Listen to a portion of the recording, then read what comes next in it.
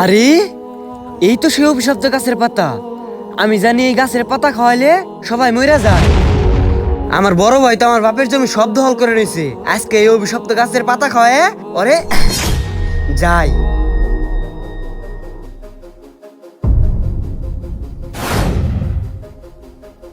এই তো অভিশপ্ত গাছের পাতা, এই পাতা খাওয়াই দিলেই শেষ, আর সব সম্পত্তির মালিক আমি। বড় ভাই, কি হলো ভাই? আমাকে বংশের নিয়ম, বাপ মরে গেলে এই গাছের পাতা খাওয়া লাগে। দেখাই। এখন তুমি বুঝবা। কি রে, কিছু হল লাগে? আচ্ছা ভাই, তাহলে থাকেন, আমি যাই। কি রে, এই সপ্তাহ গাছের পাতা খায় আমার বড় ভাইয়ের কিছু হল লাগে? দেই তো আমি খায়।